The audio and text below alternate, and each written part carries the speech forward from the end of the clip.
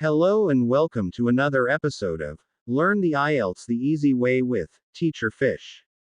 So in this video we will talk about the second useful strategy in getting a high band score in the speaking part of the IELTS. Alright, in our previous video, we learned some techniques on how to speak naturally like the natives do. Again, one way to achieve this is through the use of natural English, and by adding beat to your speech. However, speaking naturally may not be enough to earn you a high band score in the IELTS. And so, for our next lesson, we will focus on some useful grammar. Here is an early pro tip: being able to make use of the English grammar correctly contributes to your confidence. But before we get into further details, let me first ask you some questions. The first one is, how did you spend your last birthday? If you started your response by saying, I spent it with my, then you are on the right track. Another question is, have you ever lost your way home? Again, if you started your answer by saying yes, I have, or no, I haven't, then you are correct. Since verbs are one of the most, if not the most important aspect of grammar, our first strategy will focus on verb tenses. As an English teacher for over 2 decades, whenever I am engaged with a speaking exercise, be it the TOEFL or the IELTS, the first thing I check is verb usage. IELTS examiners look at this too. Why, you may ask? Simply because verbs are the easiest to catch. Anyway, before we go deeper into the topic, remember that verbs have 3 basic forms: present, past, and past participle. Now here is a list of commonly used verbs and their 3 forms.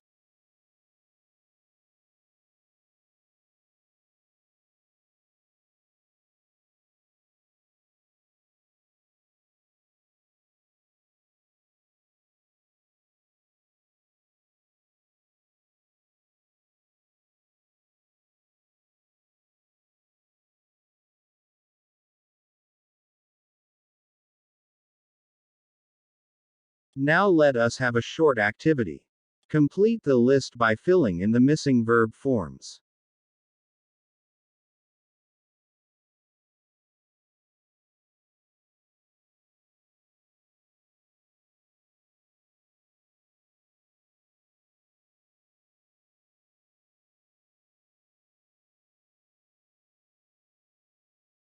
So here are the answers for our activity. If you were able to fill in all the blanks correctly, congratulations, it means you have a very good grasp of verbs.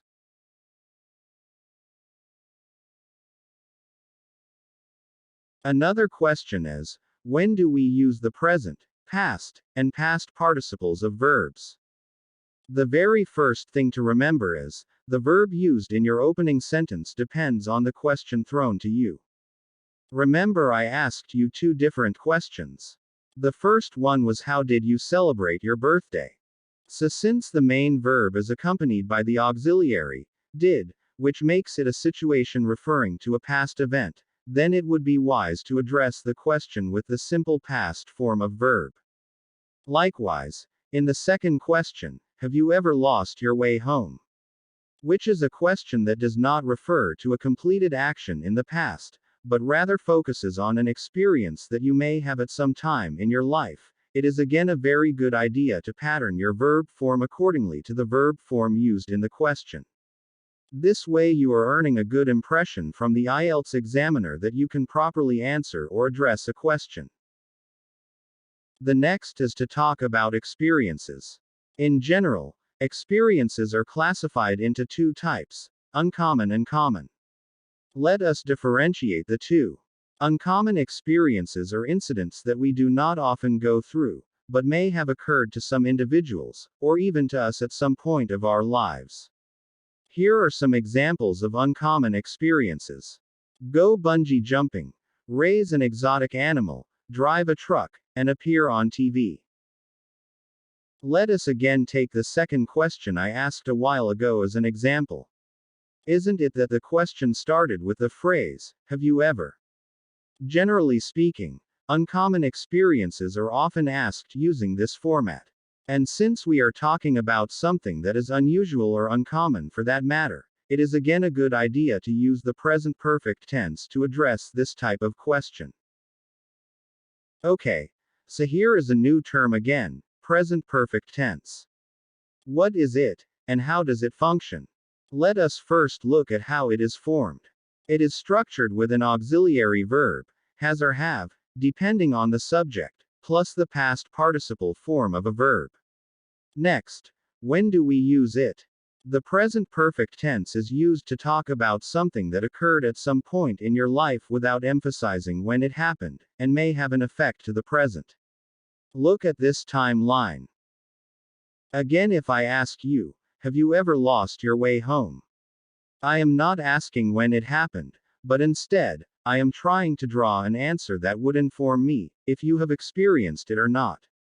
So if you answered, yes, I have, or no, I haven't. Even if the response is short, you are absolutely doing it correctly.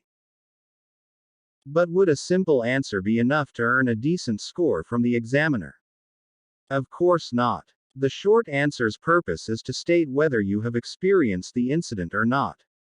And so, in this case, remember that, when starting to talk about an uncommon experience, which is usually asked as, have you ever, then by all means use the present perfect tense.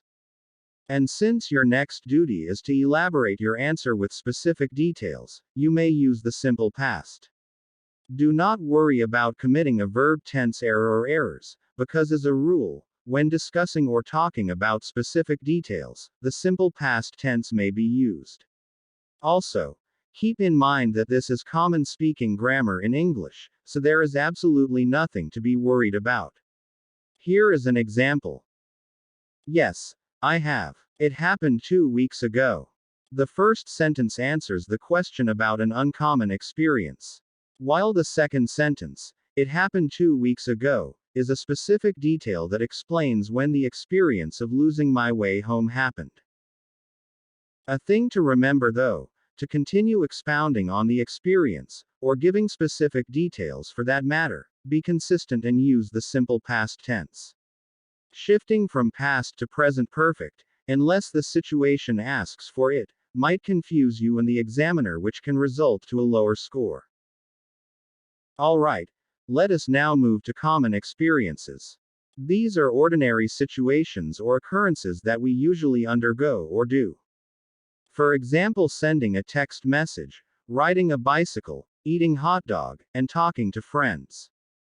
Now let me ask you again the question, how did you spend your last birthday? Notice that the question includes the verb, did, and the word last, which both indicate an event that happened in the past. Also, isn't it that everyone celebrates birthdays? So since it is a question referring to a past event, and is very common or usual to us, use the simple past tense. You may say, I celebrated it with my family and some close friends. We went to an Italian restaurant. But what if even the most common experience is unusual to you? Here is another question. When was the last time you made a phone call? In this scenario, if you really haven't experienced the situation, you may begin your response by using the present perfect tense. It is the proper way of addressing the question anyway. Come to think of it, if you force the issue and use the simple past tense, believing that the question asks about a usual thing, then you might end up saying, I never made any phone calls. Now, does the answer fully address the question? No. So it is better to say, actually, I haven't done that. Then explain why. In some situations, using the present tense is even preferable than forcing to use the simple past. Here is a sample. Actually, I haven't done that. I come from a poor family, so instead of buying a cell phone, I would rather spend the money on food and other necessities. Plus, I have younger siblings who still attend school, so tuition cost deters me from owning a cell phone. Next, let us talk about everyday routines or daily things. This is another useful grammar for the IELTS. In the test, You will be asked questions about personal life, your experiences, and your life now. Your life now includes these everyday things or routines. And as you may already know, when talking about facts, we use the present tense of verbs. As in the sun rises in the east.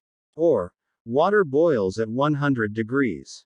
Likewise, when talking about daily activities, routines for that matter, we use the present tense of verbs. Let's say the question is, what is your daily routine? Then your answer might be something like, Well, my day starts at 6 a.m. After fixing the bed, I head straight to the bathroom where I take a shower, brush my teeth, and fix my hair. I normally finish doing these 15 minutes before 7. Then I have breakfast for 30 minutes. I usually eat my favorite cereal and drink a cup of coffee.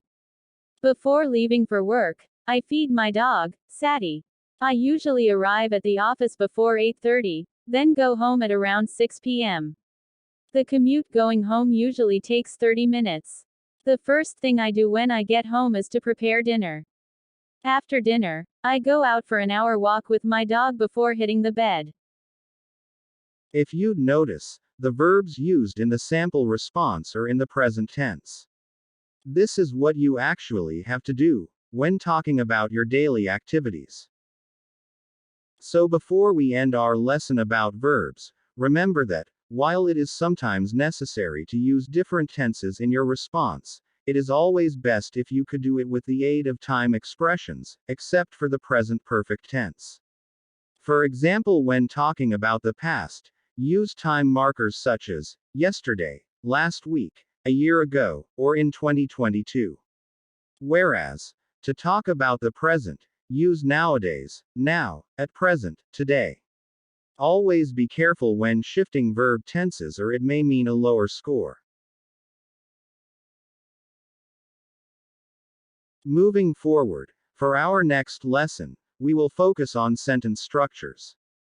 Remember that, although verb tense makes up a big part of your response, it is not all that matters in earning a high band score in the IELTS speaking in terms of grammar. Varying sentence structures in your answer not only displays your grammar range, but also sends a message that you are a comfortable user of the English language. So now, I will share with you some basic, but very effective sentence structures that will again contribute to your overall speaking band score. The first is by using simple sentences, or also known as a one-part sentence. From the name itself, it is a statement that contains the most basic elements of a sentence: a subject, a verb, and a complement. Simply put, it is a sentence with only one clause. When you wish to express a single thought, or make an emphasis, this sentence structure is very useful. Specifically, when addressing a daily routine question, and when giving reasons, try to avoid saying too much, or avoid being too wordy because it might confuse the examiner. Not to mention that simple sentences add a degree of importance to the statement, again emphasis. In the response to the question, "What is your daily routine?" it started with the sentence, "Well, I start my day at 6 a.m. Notice that there is only one clause. The subject, I, the verb start, and the complement. In this case, the sentence acts as the direct address to the question. Whereas, if the question asks for you to provide a reason, let's say, "What is your favorite pet?" Then you picked dogs. Of course, just saying dogs won't be enough, but instead the examiner would expect you to give a reason for making such choice. You can say, "Dogs are intelligent." Next is to use compound sentences. Also known as a two-part sentence, a compound sentence is made up of two independent clauses connected or joined by a coordinating conjunction. What is an independent clause? It is a part of a sentence that has a complete thought. Now, what are coordinating conjunctions? Remember the acronym FANBOYS. For, and, nor, but, or, yet, so. These conjunctions act as connectors if you wish to combine two independent clauses or two sentences. Let us put it in clearer perspective by having this example. Let's say we want to combine two sentences and make them as one. The first sentence is, the IELTS is an English assessment test. Next, we have another sentence that says, the TOEFL is an English assessment test. Then we wish to combine the two sentences since they are similar in thought. Then we use the coordinating conjunction, and. So now our sentence would look like this. The IELTS and the TOEFL are English assessment tests. Now the two separate sentences become part of one sentence, and are now considered independent clauses. So moving on, the third type of sentence structure that is useful in the IELTS is called complex sentence. It is similar to a compound sentence, since it also has two parts, except that it is composed of an independent clause, and a dependent clause, a clause with a subject and a verb, but would not have a clear meaning without the help of an independent one. To form a complex sentence, we still need to use a conjunction, but this time a subordinating conjunction. Here are some common subordinating conjunctions. After, although, because, despite, even though, if, rather than, since, unless, whereas, while. Now let us look at a sample complex sentence. I need to prepare for my IELTS test because I don't want to waste my money. The sentence has two parts. The first, I need to prepare for my IELTS test, which is an independent clause, since it has a meaning on its own, and, because I do not want to waste my money, which is a dependent clause. Sure, it has a subject and a verb, and even has an object complement, but would not be understood if left on its own. By the way, usually the subordinating conjunction is part of a dependent clause. Remember again that the reason you need to use different sentence structures in your responses is to show the examiner that you have a good range of grammar, thus making him or her give you a higher score in speaking. On a final note, combining our lessons, verb tenses and sentence structures with the first tip, speaking naturally, would surely increase your confidence in using the English language during your IELTS speaking test. Also remember to practice so that you'd become more fluent in speaking the language. Again, please do not forget to press like, subscribe to my channel, and turn on that notification bell so you'd be updated every time I upload a new IELTS lesson video. There are other IELTS lesson videos on the channel, so please check them out. For questions, feedback, comments, or suggestions, you may use the comment section and I will do my best to attend to them ASAP. And so, see you on the next episode of Learn the IELTS the Easy Way with Teacher Fish. And always keep in mind, the IELTS is not difficult if you know what to do.